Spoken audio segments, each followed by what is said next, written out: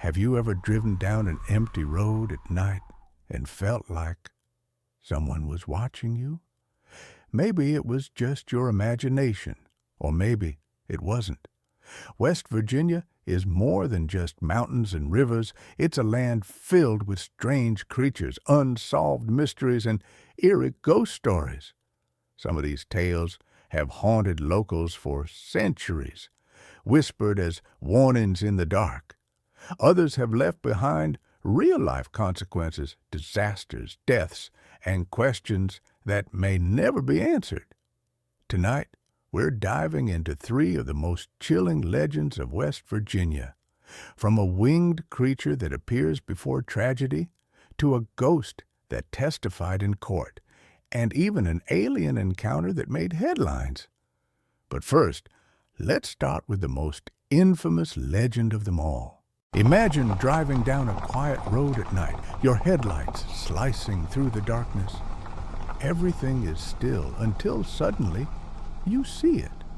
Glowing red eyes, a massive winged figure standing by the roadside, and before you can react, it spreads its wings and takes off, chasing your car at an impossible speed. That's exactly what happened to two young couples, Roger and Linda Scarberry, and Steve and Mary Millette, on November 15, 1966. As they drove past an old, abandoned World War II munitions plant outside Point Pleasant, West Virginia, they spotted something terrifying.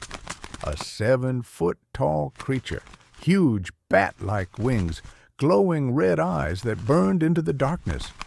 Panicked, they slammed on the gas, but the creature followed, soaring through the air, matching their speed of over 100 miles per hour before vanishing into the night.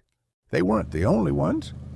Over the next few days, more than 100 people claimed to see the same winged figure, perched on rooftops, lurking in the trees, and even chasing vehicles down lonely roads. For over a year, sightings of the Mothman continued. Then, on December 15, 1967, tragedy struck. The Silver Bridge, connecting West Virginia and Ohio, was packed with rush-hour traffic when, suddenly, it collapsed into the freezing waters of the Ohio River. 46 people died. Some believe the Mothman was a warning, a harbinger of doom, appearing before disasters as a sign of impending tragedy. Others claim it caused the collapse itself. So, what exactly is the Mothman? Paranormal warning. Some believe the Mothman is a supernatural entity appearing before major catastrophes, almost like a grim reaper for impending disasters. Government experiment. Others theorize that it was a military experiment gone wrong, a mutated creature, or a biological weapon that escaped from the nearby TNT plant. Natural misidentification. Skeptics argue it was just a giant owl or sandhill crane, large birds with red reflective eyes that, when seen at night, look terrifying. Even after the Silver Bridge disaster, the legend never died. The Mothman has been spotted worldwide before disasters like Chernobyl, the 9/11 attacks, and earthquakes in Japan. Coincidence? Or something more sinister? Today, Point Pleasant embraces its eerie legend. The town hosts an annual Mothman Festival, complete with a Mothman museum and even a metallic statue with glowing red eyes. But here's the chilling part. People still report seeing it, a tall winged figure with glowing eyes lurking in the shadows. So the real question is, if the Mothman is a warning, what will happen the next time it appears? The Mothman appeared before tragedy struck, leaving behind more questions than answers. But what if I told you that sometimes the dead don't just leave behind questions? Sometimes they come back with answers. Our next story isn't just a ghost tale. It's a real-life murder case, one where a spirit came back from beyond the grave to solve her own death. The year was 1897. A young woman named Zona Heaster had just married a man named Erasmus Troutshoe in Greenbrier County, West Virginia. Zona was beautiful, lively, full of spirit, but after her marriage, something changed. She became distant, withdrawn, almost as if she was afraid. Her husband, Trout, was quick-tempered, controlling, and secretive. People whispered about it, but no one dared to intervene. Then, just 3 months after their wedding, tragedy struck. On January 23rd, 1897, a young boy was sent on an errand to the Shue household. When he arrived, he found Zona's lifeless body at the bottom of the stairs, her head twisted at an unnatural angle. Trout wailed in grief, cradling Zona's body before anyone could examine her closely. When the local doctor arrived, Trout refused to let him inspect her neck. Instead, the doctor hurriedly declared the cause of death as everlasting faint, a vague, meaningless term.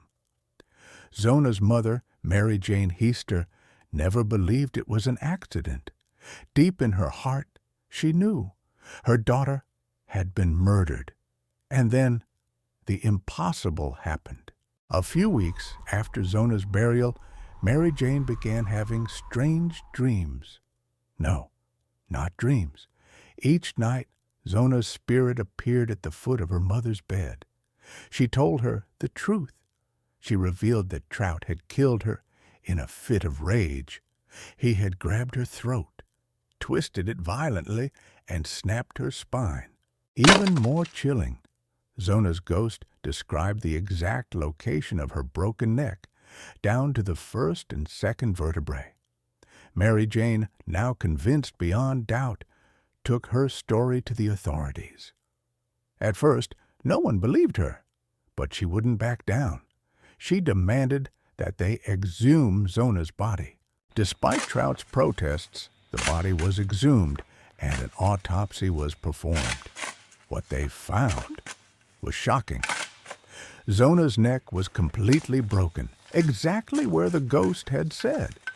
There were clear, hand-shaped bruises around her throat. She had been strangled to death. Trout was arrested for murder. During the trial, Mary Jane took the stand. When asked why she had pushed for an autopsy, she did something unheard of. She told the jury about the ghostly visitations. The courtroom fell silent. The judge tried to dismiss the supernatural claims, but the damage was done. The evidence was undeniable. Trout was found guilty and sentenced to life in prison. 3 years later, he died behind bars. Zona Heaster-Shue's case is the only murder trial in U.S. history where a ghost's testimony helped convict a killer. Her gravestone still stands in Greenbrier County with a chilling inscription, "Never was it known until she spoke from the grave." Even today, locals say her spirit still lingers. So the next time you pass through Greenbrier County at night, be careful. Some ghosts don't return to haunt. They return for justice. A ghost helped solve her own murder. Next up, one of the strangest alien encounters in U.S. history.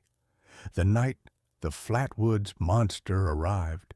The evening of September 12th, 1952, began like any other in the quiet town of Flatwoods, West Virginia. Families settled in for the night, the air cool with the promise of autumn. Then a fireball tore through the heavens.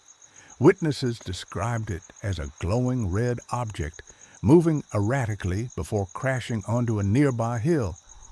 Curiosity turned to urgency. A small group, including 2 brothers, their mother, and a handful of neighborhood kids, grabbed flashlights and made their way toward the crash site. They weren't prepared for what they would find. As they neared the top of the hill, something felt wrong. A pulsating red glow flickered through the trees. The air carried a strange metallic scent, sharp and unnatural.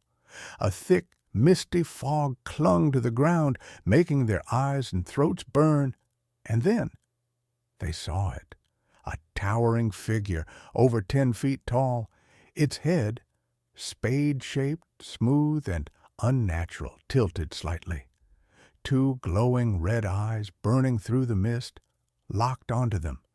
Then it moved. Panic took over. A scream. The group turned and ran, stumbling in terror all the way back to town. The story spread quickly. By morning, the National Guard and local police had arrived at the scene. But the mysterious craft? Gone. What they did find, however, sent chills down their spines. Burned patches of grass as if something scorched the earth. An oily, slick substance coating the trees. A lingering sulfuric odor that stung the air. Something had been there, but was it really a monster? Or something else? Decades later, the mystery remains unsolved. But theories are endless. An alien visitor. Many believe the creature was an extraterrestrial, its craft crashing to Earth. The strange fog, metallic scent, and scorched ground. Signs of something not of this world. A misidentified barn owl. Skeptics claim it was nothing more than a large barn owl perched on a tree. The glowing red eyes? Just reflected light. The monster's head? A trick of the shadows. A secret military experiment. Others suggest the fireball wasn't a UFO at all, but a failing military craft. Could the government have covered up the crash and let the monster story spread to divert attention? But no matter the theory, one thing never changed. The witnesses never wavered. Even decades later, they swore it was real. Unlike many cryptid stories that fade into obscurity, the Flatwoods Monster became legend. Today, you can visit the Flatwoods Monster Museum, the annual Flatwoods Monster Festival. Souvenirs, statues, and road signs throughout the town. But for those who were there that night, it's not just a story. It wasn't an owl. It wasn't a hoax. Something came down from the sky that night, and we never saw it leave. West Virginia is filled with mysteries, legends, and horrors, some known, some forgotten, and some still waiting to be discovered. But what do you think? Have you ever heard of any of these stories before? Do you believe in these legends, or do you think there's a rational explanation? Do you have a chilling story from West Virginia or anywhere else? Let me know in the comments. I'd love to feature your stories in a future episode.